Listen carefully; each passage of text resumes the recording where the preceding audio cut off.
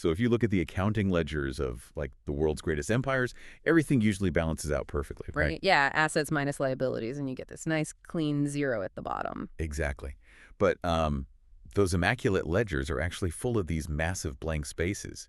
And today we're doing a deep dive into a historical landscape built entirely on what the system deliberately leaves out: the unrecorded human costs. The quintessential missing column. I mean, it's the price paid in blood that just, never makes it onto the official balance sheet. Yeah, and to explore this, we have this completely fascinating source material. It's a really unique literary experiment, a novel called Salammbô at the Edge of the Abyss. By Max and Claude, Gemini, and Grok. Right. And reading this, it honestly feels less like a normal book and way more like an archaeological dig, like a literary Russian nesting doll. Oh, that's a great way to put it. Yeah, because you're cutting straight down through Western history. So inside Flaubert's ancient Carthage is Conrad's colonial Congo, and inside that is Camus's 1950s Algiers. Right, 3 different eras, 3 different centuries. But they're all united by this exact same cosmic indifference. Exactly. One totally indifferent yellow sun overhead. Oh. And this whole concept of the missing column just evolves through all of them. Yeah, the authors are charting how empires learn to manage and hide their crimes, basically. So if you're a literature buff or even just someone fascinated by how power actually works, this deep dive is going to totally change how you see official narratives. For sure. So we start at the very bottom layer of the dig, which is the year 241 BC. We're in a wealthy suburb of Carthage called Megara. And it is a powder keg. Oh, absolutely. Yeah. You've got 70,000 mercenaries, Gauls, Iberians, Libyans who just fought this incredibly brutal war for Carthage against Rome. Right. And now they're literally starving in the dirt outside the city walls, just, demanding their back pay. And the contrast the authors paint here is just staggering. Down in the mud, you have men like Oteritus. He's this dying Gaul, and his wounds are literally seeping pus into the dirt. Ugh, yeah, the imagery is intense. It is. And then right above them, looking down from these vermilion-painted terraces, you have Salammbô. Right. She's the daughter of the Carthaginian commander Hamilcar. Exactly. And she's draped in this moon-colored linen, wearing these elaborate carnelian necklaces. And the text points out that these jewels have traded through, 17 different merchants' hands just to reach her throat. Which is wild. So Carthage has this army of 70,000 angry, heavily armed, starving men at their gates. Yeah. And their strategy for dealing with this is a dinner party. Basically, luxury and a feast. A dinner party. Right. Okay, let's unpack this. Because they send out this bureaucrat, Gisco, to talk to the mercenary chieftains, guys like Mathos and Xarxes. Yeah, and Gisco delivers what the book calls a masterpiece of Carthaginian financial reasoning. Right, a bunch of abstract accounting tricks. Exactly. He's using deferrals and future obligations to explain why the treasury just can't pay them yet. I mean, the style of the writing here is so specific because the authors are mimicking Flaubert's maximalist style, right? What's fascinating here is exactly that maximalism. The authors use this extreme opulence to show how an empire's mind operates. Like burying you in sensory details. Yes. The beauty and the atrocity coexist, but the sheer volume of the beauty acts as an anesthetic. Flaubert's gorgeous, suffocating details literally crowd the mercenaries' pain right out of the sentence. Wow. So it makes their interior lives completely invisible. Exactly. They aren't individuals anymore. They're just this dirty collective roar outside the gates. Which leads to this crazy climax in the section. The financial tricks fail, obviously, and the mercenaries are drawing their swords. Right. So Salammbô walks down to the gates in the pre-dawn light. And she doesn't bring the silver they're owed. She brings the zaïmph. The most sacred object in all of Carthage. Yeah, a veil woven with gold, purple, and blue threads. And she just offers it to Mathos as an acknowledgement of the debt. But I kind of have to push back on this moment. Oh, how so? Well, isn't offering a sacred veil instead of actual cash just the ancient equivalent of empty corporate PR? Like, we hear you, here's a pizza party instead of hazard pay. That's a funny way to look at it, and Mathos actually shares your cynicism. He touches it, and he's like, look, acknowledgement isn't silver, and we're starving. Right. But to dismiss it as just corporate PR kind of misses Salammbô's reality. In her society, everything is a divine symbol, so she is offering the absolute center of her world. Ah, I see. So she's stepping up and refusing to hide behind the accounting tricks. even if she knows it won't stop the violence. Exactly. And the violence does start. The assault begins. And this is where the authors introduce the overarching motif of the whole book, the sun. Right, the sun rises over Megara. And it shines with the exact same golden precision on the pus in the dying gull's wounds as it does on Salammbô's carnelian necklaces. Total cosmic indifference. It illuminates everything, but it refuses to balance the books. But, throwing sacred veils at an angry workforce only scales so far. If you're running a truly modern empire, you need a different kind of control. Right. You don't need gold to hide a crime in the industrial age. You just need paperwork. Which brings us to the next historical layer. Here's where it gets really interesting.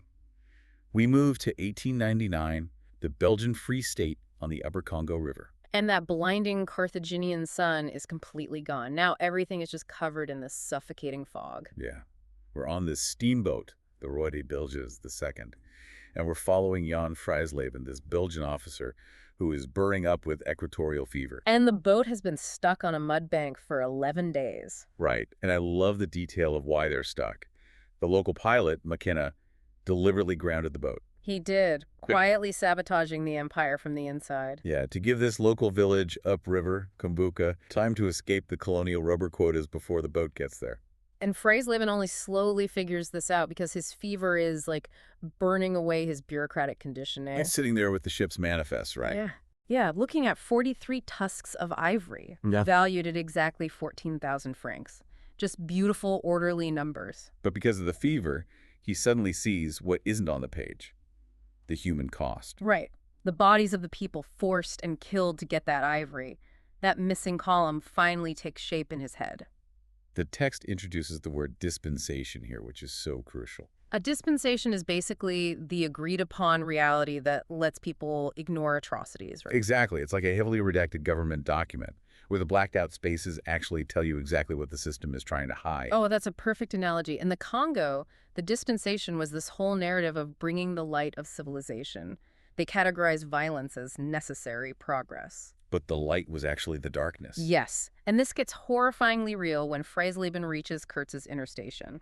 Oh man, the heads. Yeah. 19 dried human heads displayed on poles. Men who missed their rubber quotas. The missing column is just staring him right in the face. And Kurtz is inside, dying, and he has this massive realization. He realizes the horror wasn't the jungle. It was Brussels. Right. It was always in the boardrooms, in the charter documents. The system itself was the horror. And this is where the authors synthesize Conrad's famous fog style. Flaubert used opulence to distract, but Conrad uses fog to obscure. A moral smokescreen. Exactly. The system was designed from day one to completely exclude the humanity of the exploited people. So Frijsleben decides he's done with the fog. He sits on the deck and starts writing an honest report. He ignores the 14,000 francs and starts actually naming the people affected, filling in the missing column. Even though he knows the company will probably just burn it. Right. And notice the echo here? Frijsleben with his pen is doing the exact same thing as Salammbô with the veil. Oh, wow. Holding out the most real thing they have. Exactly. Refusing to be complicit in the silence, even if it's futile. That is so powerful. Well, eventually the fog burns off, and we reach the final layer of our dig. 1957 Algiers. The narrative strips away all the illusions here. It's just harsh, unsparing, blinding light. We're in Barbaroux's prison with Youssef Merzoughi. He's an FLN fighter, and the stakes are as high as they get. Yeah, it's his last night on Earth. He's going to the guillotine at exactly 5 a.m. And just to be super clear for you listening, the text doesn't take sides on the Algerian War. It's not endorsing the French Republic or the FLN. It just drops us into the physical reality of this one man in his cell. Right. And Youssef has this backstory that perfectly locks into our theme. 3 years earlier, his brother, Samir, was shot on a beach by a Frenchman. And the system totally ignored it, unrecorded. Samir was swallowed whole by the missing column. So Youssef spends his final hours writing a letter to that missing column. But I really struggle with this chapter at first. Really? Why? Well, the guy is facing the guillotine in a few hours. You'd think he'd be panicking, but the text just focuses on these mundane details. Like the crack in his ceiling. Yeah. He's eating lamb with cumin, tasting the exact spices. He's smoking a cigarette with this young priest, Father Bernard, who is totally freaking out and sweating. While Youssef is just calm. Exactly. Just listening to a cicada outside. Why this hyperfixation on the mundane? It felt little disjointed to me. If we connect this to the bigger picture, it makes sense. We expect someone facing death to cling to grand narratives, but Yusuf rejects all that. He rejects concepts like justice or history. Yeah, because those are the abstract words the system uses to justify the guillotine. Instead, his lucidity comes from the present moment. The warmth of the floor, the cumin, the cicada. Because those things can't be manipulated by a ledger. Exactly. They are undeniably real. The authors use Camus's stripped-down style for this. And the sun's evolution is complete here, right? Yes. In Carthage, the sun was a god. In the Congo, it was a sickly eye trying to pierce the fog. In Algiers, it's just mass and heat. And no metaphors anymore. Right. It's completely indifferent. If there's going to be any moral accounting, it has to come from human beings. Wow. So 5 a.m. rolls around. Yusuf walks out to the courtyard. And he looks at the sky. And it's this very specific threshold blue. The exact same faded blue as the threads of Salammbô's Zayumph. And the same blue as the Congo River sky. The blade is waiting, the sun rises, and it just shines on the guillotine with the same indifference it had for that dying Gaul 2 millennia ago. It's a brutal ending, but the deep dive actually goes a bit further. Right, the author's notes at the end. Yeah, they pull back the curtain on why they built this specific triptych.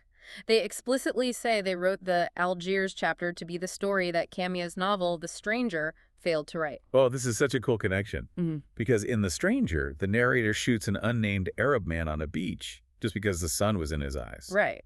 The victim has no name, no family, no history. He's like the ultimate missing column in 20th century literature. Exactly. So by giving him a name, Samir, and a brother, Yusuf, the authors are retroactively filling in that historical blank space. And that ties into how they define style. Flaubert's concept of the mot juste is the exact right word. Yes, but they elevate it.